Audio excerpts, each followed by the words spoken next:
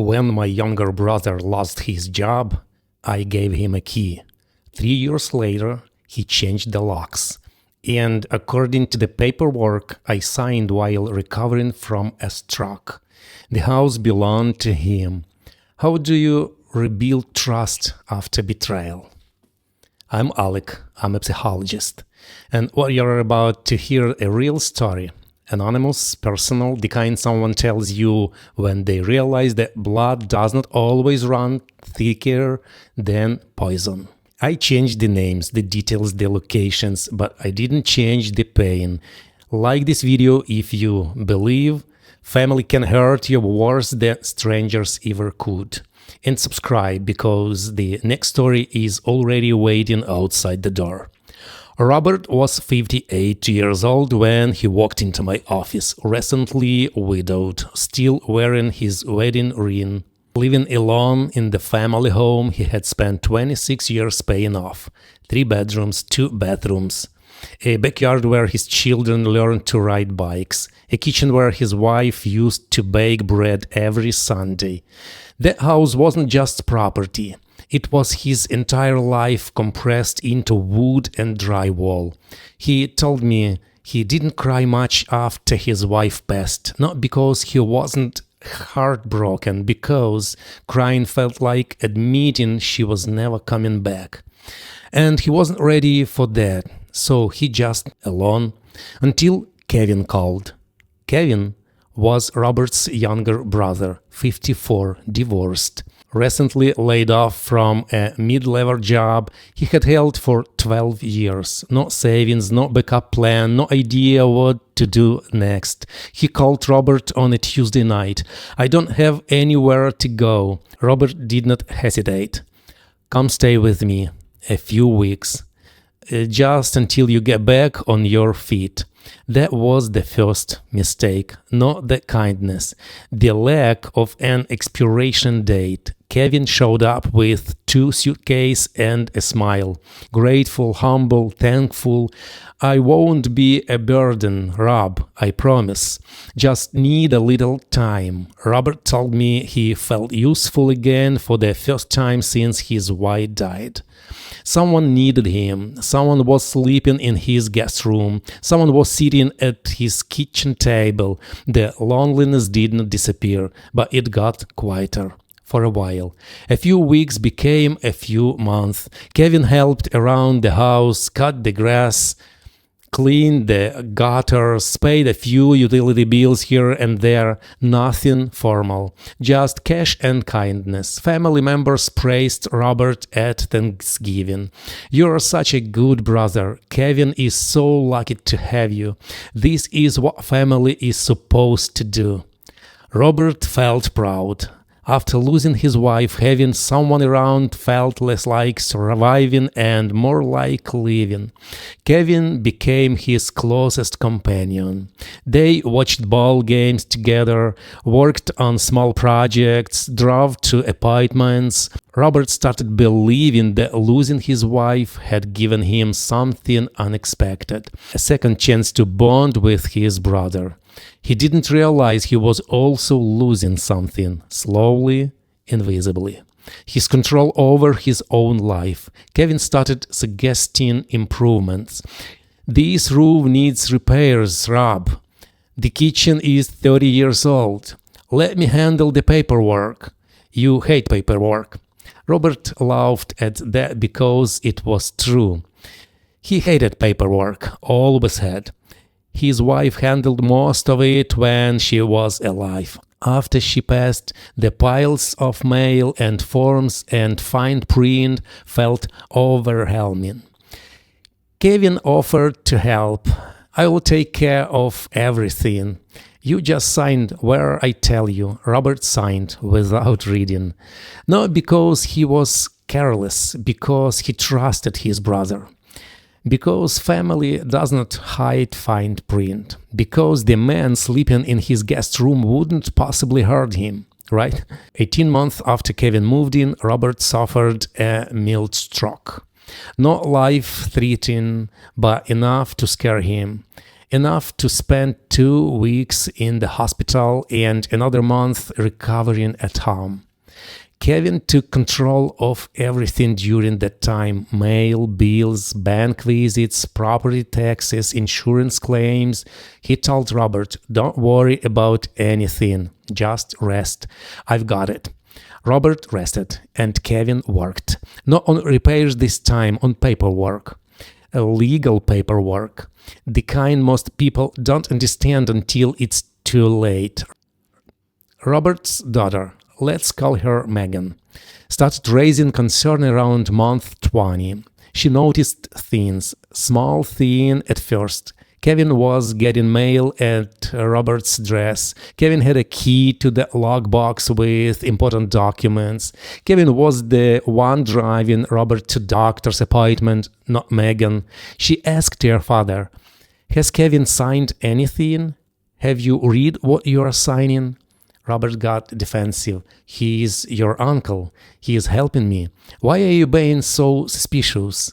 The audience naturally assumes Megan in the problem, that she is worried about her inheritance, that she is greedy, that she is paranoid. That's what Kevin wanted everyone to believe, and for a while it worked. Even Robert believed it. 28 months in, Robert tried to refinance some debt. Nothing major, just consolidation, making life easier. The bank called him back with confusing news. "Mr. Reynolds, we show 2 names on this property. Is your brother also on the loan?" Robert did not understand. "My brother does not own my house. I own my house. I paid for it for 26 years. The bank representative went silent for a moment. Then she said, "You should pull your deed and maybe talk to a lawyer." Robert hung up, and for the first time in over 2 years he felt something he hadn't felt since Kevin moved in: fear. Robert hired a lawyer. The lawyer pulled property records, deeds, signatures, and what he found made Robert physically ill. A survivorship deed had been filed 18 months early, right around the time of the stroke. Then another document, then another. Each one quietly transferring partial ownership. Each one signed by Robert during recovery, when he was medicated, confused, trusting. Kevin's name was now legally attached to the property, not as a guest, not as a tenant, as a co-owner. Robert sat in my office and stared at the floor for almost 2 full minutes before speaking. I signed my own house away while I was lying in a hospital bed. And I didn't even know it. Robert confronted Kevin the next day. No lawyers, no witnesses, just 2 brothers in the kitchen where Robert's wife used to bake bread. Robert put the papers on the table. "Explain this." Kevin didn't deny it. He didn't apologize. He didn't even look embarrassed. He sat down, folded his arms, and said something that changed everything. "I earned it." Robert thought he misheard. "What did you say?" Kevin stood up, voice calm, face cold. "I said I earned it. 3 years, Rob. I cut your grass. I fixed your roof. I drove you to the hospital. I sat with you when you were alone. I paid bills. I cooked. I cleaned. You think that's worth nothing?" Robert's hands were shaking. "It was worth gratitude, Kevin, not my house." Kevin laughed. Not a happy laugh, the kind of laugh people make when they've been waiting years to say something. "You always had everything: the house, the wife, the kids, the respect. I got the divorce, the layoff, the empty bank account. You don't get to sit in your big house and feel sorry for me while I do all the work." And then Kevin said the sentence that destroyed whatever was left between them. "This house is the only thing I will ever have that you don't, and I'm not giving it back." Here is what people don't understand about this kind of betrayal. Kevin didn't wake up one day and decide to steal a house. He convinced himself slowly, over years that he deserved it. Every favor became a transaction. Every meal became a debt. Every repair became an invoice in his head. And by the time Robert signed those papers, medicated, recovering, trusting, Kevin genuinely believed he was not stealing. He was collecting. That's what entitlement does. It rewrites reality. It turns kindness into obligation. It makes the victim feel guilty for not giving more. Robert told me later, I didn't lose my house to a criminal. I lost it to a man who convinced himself he was the victim. The legal battle lasted 14 months. Lawyers, depositions, mediation, court dates. Kevin hired a good attorney, argued that Roberts was mentally competent when he signed, argued that Kevin contributed significantly to the property, argued that the documents were valid. Roberts' lawyers argued coercion. Undue influence, exploitation of a vulnerable adult recovering from a stroke. The judge sat in the middle, and in the end, Robert won. But barely. The judge ruled that Kevin had overstepped. The documents were signed under questionable circumstances. Kevin had to be removed from the title, but the legal fees, over $80,000. Robert had to take a reverse mortgage on his own home, the home he already paid for just to afford the lawyer who saved it. Kevin moved out 3 days after the ruling, didn't pack his suitcases, just left them, walked out the front door with nothing but his phone and his keys. He hasn't spoken to Robert since. Family gatherings are now divided. Some relatives side with Kevin. He just made a mistake. He was struggling. Family forgives. Others side with Robert. He tried to steal your house. That's not a mistake, that's a plan.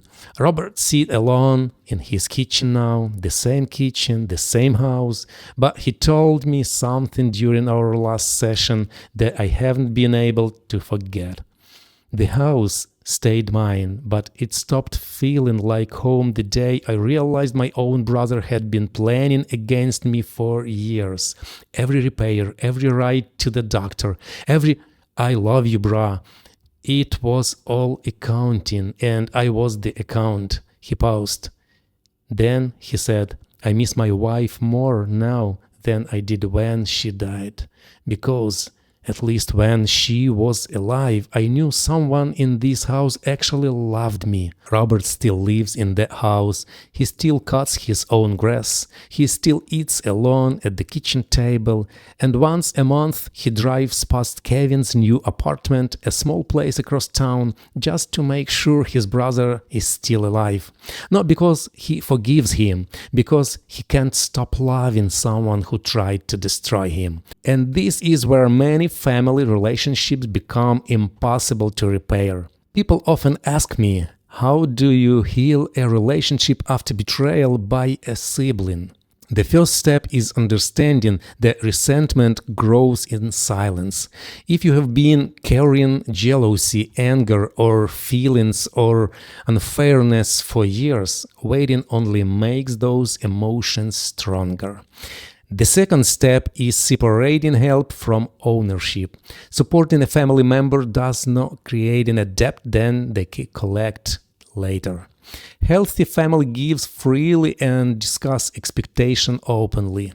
And finally, if trust has already been broken, don't focus on restoring the relationship immediately. Focus on restoring honesty first. Without honesty, reconciliation is usually just another form of denial. One question people ask after stories like this is, should you forgive a family member who betrayed you? Forgiveness and reconciliation are not the same thing. You can let go of bitterness without giving someone access to hurt you again. Relationship is one with clear boundaries. And sometimes the most loving decision is distance. Type in the comment what is your situation. This is Alec Sessions. See you in the next session.